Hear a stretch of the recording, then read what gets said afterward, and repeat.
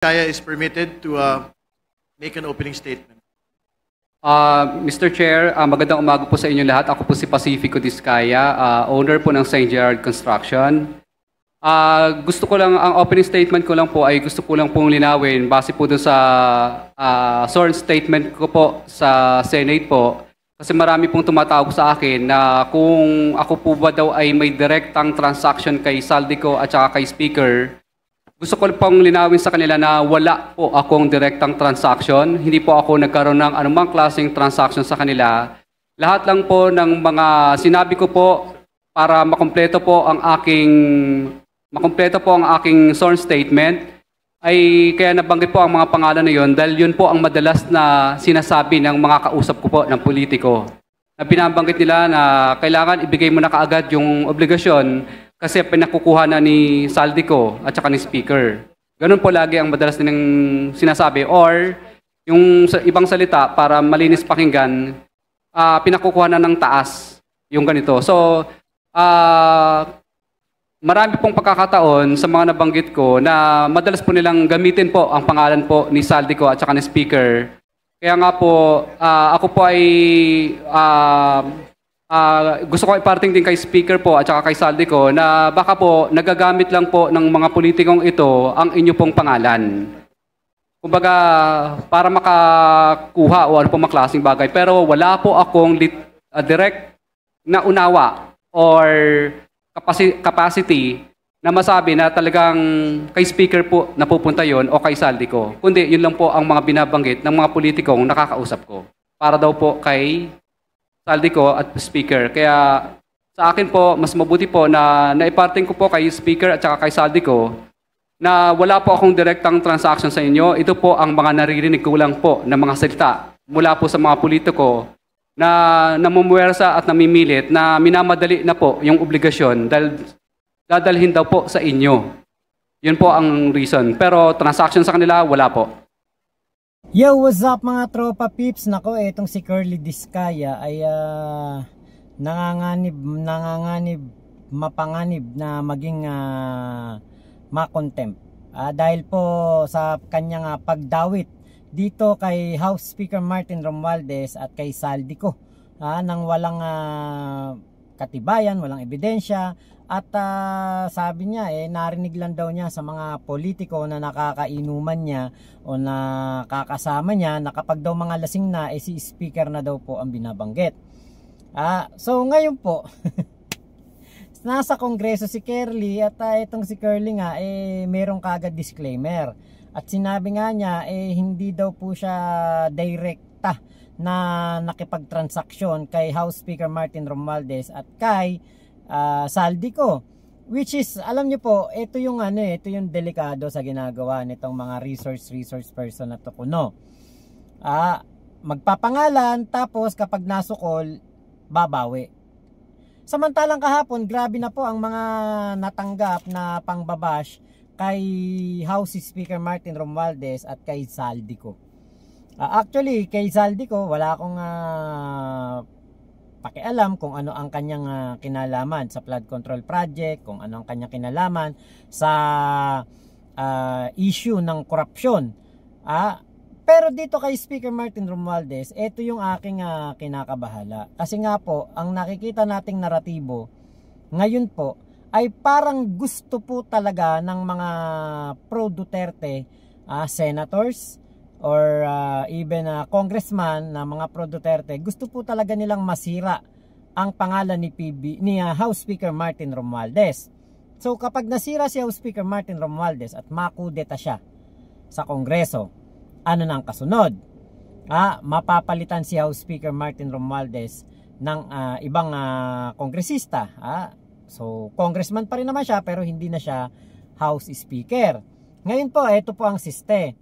Kapag hindi na po House Speaker si Martin Romualdez, diyan na po magkakaroon ng problema ang ating Pangulong Bongbong Marcos at diyan na nila ipupush through ang impeachment complaint laban kay PBBM. Kapag po si PBBM nilagyan o binigyan na ng impeachment complaint at ito po ay inakyat sa Kongreso na, mabilis na lang nila itong mapapakyat sa Senado. Kapag po napakyat nila ito sa Senado, baka po maaaring ma-impeach nila si PBBM dahil nga po alam nyo naman marami pong mga makasara Duterte sa loob ng Senado at may mga tao po dyan na gustong-gusto po na si Sara Duterte ang siyang maging presidente na. Pero parang naiba, no? Naiba kahapon dahil nung nakudeta si Chis Escudero, meron pong mga tao na masasabing mga senador din na kumbaga pumanig para mapalitan si Chis Escudero na maliwanag na pro Duterte na ngayon. Para sa akin, pro Duterte siya dahil nga po kinahon niya ang impeachment trial, dinelay, sa halip na forthwith, dinelay, sa halip na ura-urada, talaga pong 4 na buwan ang kanyang pinaghintay at saka po ito in-archive. So, dito po sa mga pangyayari na ito, mas kailangan natin si Speaker Martin Romualdez sa Kongreso. Mas kailangan natin siya na siya ang House Speaker para po may mga kokontra sa masamang hangarin. Ito pong mga senador o kongresista na mga makadigong na gustong-gusto po nila na si Sara Duterte na ang maging presidente. Para sila po ang mamayagpag, sila ang mga kumbaga makabalik sa kapangyarihan at makalustay pa ng mas maraming pera sa kaban ng bayan. Kaya po dito kay Curly Discaya, sana matapos niya ito nga Congress hearing na ito na hindi siya na tawag dito na ko-contempt. Kasi nga po napansin naman niya ni Laila De Lima, ni Shell Jokno, at ni Benny Abante at ng ilan pa pong mga kongresista. Napansin nila na si Curly Discaya ay selective ang memory na kanyang ginagawa. At yung 2016 to 2022 na mga kumbaga kung kailan sila na mayagpag sa pagkuha ng proyekto sa gobyerno, sila ang top contractor ni Digong, bigla pong nakalimutan ang mga nangyari noong 2016 at 2022 at puro lamang panahon ni PBBM ang kanilang naaalalang mag-asawa. Diba? Puro panahon lamang ni PBBM. Kahit yung mga palusot ni Curly Discaya na sinasabi niya na yung 3-strike policy, pinahigpit ngayong 2022 hanggang 2025, yun pala, 2015 pa, 2003 pa, ini-implement na yan ng DPWH, napansin ng ating committee chairman na ito pong si Discaya, si Curly, ay talagang pinipili lamang ang kanyang mga maaalala at hindi po niya sinasangkot ang mga Duterte o ang mga tauhan man lang ni Duterte sa issue ng korupsyon sa DPWH. Actually, meron siyang isang sinabi o sinasangkot pero patay na. At diyan nagalit tong ating committee chairman. Kaya po, 'di ba? Ako talagang sa mga nangyayaring hearing na ito sa Senado, sa Kongreso, nakikita niyo naman siguro kung sino yung mga nagsisinungaling, gumagawa lang ng kwento.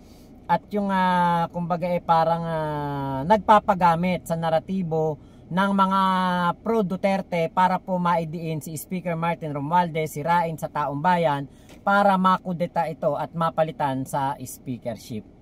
Yan ang ating nakikita. So meron pang pinapaamin diyan si Congressman Benny Abante, pinapaamin niya si Curly Discaya na may nagpatawag po ng meeting over the weekend bago po pumunta sa Senado etong si Curly Discaya at nakipag-areglo na o parang nakipag-ayos na, natetestigo sila kapalit ng hindi po pagsasama sa kanila or pagpapababa ng kaso na kanilang matatanggap dahil nga po sa mga maanomalyang flood control projects, flood control program anomaly.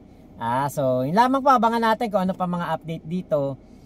Nakita natin, sinira nila si House Speaker Martin Romualdez kahapon pero bumawi ngayon, biglang bawi ngayon etong si Curly Discaya. Ang tanong, mababawi pa ba ang mga paninira na ginawa ng mga vlogger na kumampe kay Curly Discaya, naniwala sa mga sinabi ni Curly Discaya, pero yun pala, hearsay lang lahat, chismisan lahat, at wala pong katibayan si Curly Discaya na kanyang kumbaga personal knowledge na si House Speaker Martin Romualdez ay nakikinabang sa mga kickback dito po sa DPWH project. Kita nyo walang ebidensya pero sinira nila si House Speaker Martin. Ang tanong dyan, sino nagutos? Sino gumawa ng script? Sino ang mga tao na nasa likod ni Discaya na gagawin nilang attack dog laban sa ating House Speaker? Akala siguro nila magtatagumpay sila, pero hindi po. Lulutang ang katotohanan at malalaman natin eventually na napakaraming katarantaduhan noong panahon po ni Digong bilang presidente at ang kanyang DPWH ang pinaka-corrupt na DPWH sa kasaysayan ng Pilipinas. So, yun lamang po. Mama chup chup, love you. God bless us all, Pilipinas. God first. Salamat po.